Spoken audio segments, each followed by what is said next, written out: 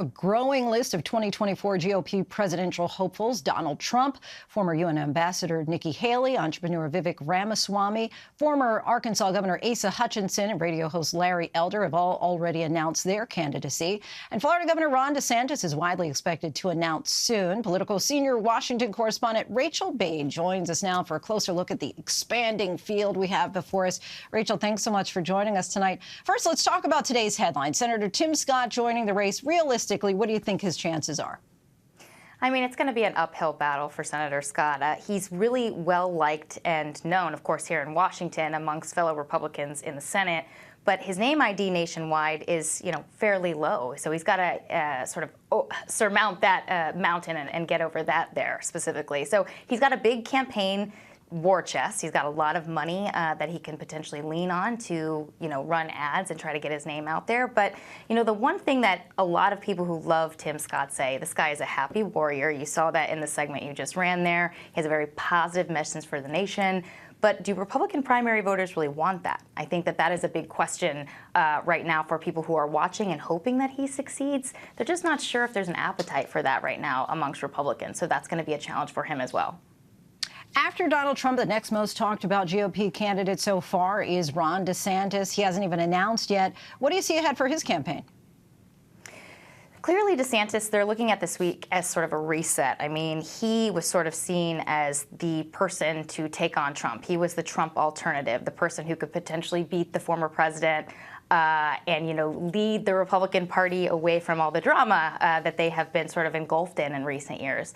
But, with Trump pummeling him day after day, he's really taken a hit in the polls. And obviously his people see this. They're sort of calculating, though, that he can relaunch things with this sort of campaign launch this week, and that he can sort of bring the momentum back in his favor. I'm not sure at this point. I mean, a lot of Republicans right now who want to run for the White House, they saw his stumbles in recent weeks and decided to jump in. This is why you see people like Tim Scott jumping in, why people like Chris Christie are thinking about jumping in.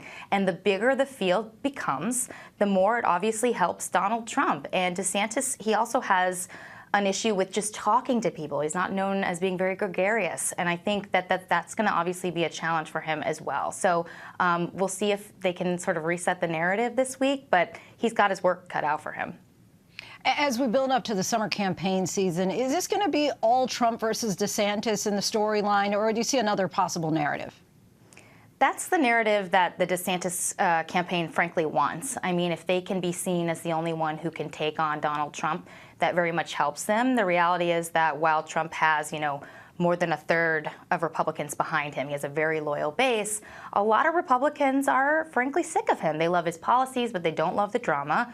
And so, the DeSantis camp believes that if they can, show that they can take him on and sort of use this argument about him being more electable, the person who can beat Biden better than Trump, then he could potentially, rise and beat the former president. Again, but going back to this issue with the field just growing and growing, there's going to be a lot of people who don't like Trump who might not look at Ron DeSantis. They might like Tim Scott. They might like Mike Pence. And that is going to draw potential votes and support away from DeSantis, making the field bigger, and that could very much be a problem for him. So is it going to be a two-man race? I mean, again, they hope so. The DeSantis camp hopes so. But at this point, right now, a lot of folks are jumping in. And I mean, Donald Trump wants to see a bigger race because that obviously helps him. The more the merrier as far as he's concerned. And meanwhile, your colleagues at Politico have reported that Republicans are having a hard time recruiting candidates for key congressional races. They report that many are wary of running alongside Trump. What are the concerns, and how serious of an issue is this for the party?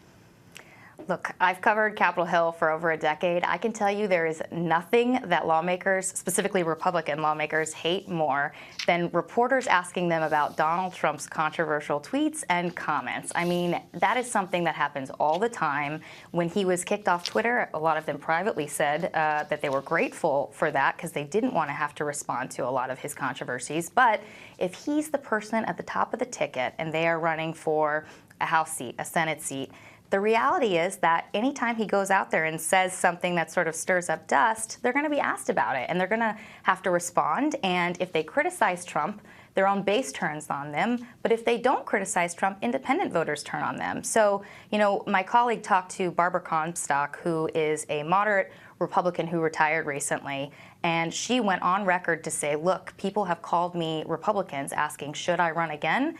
I tell them, she tells them, forget about it right now. As if Donald Trump is in the picture, it's better to just wait until he's gone, and then you can actually create the brand that you want going forward. So it's a tough spot for them to be in right now.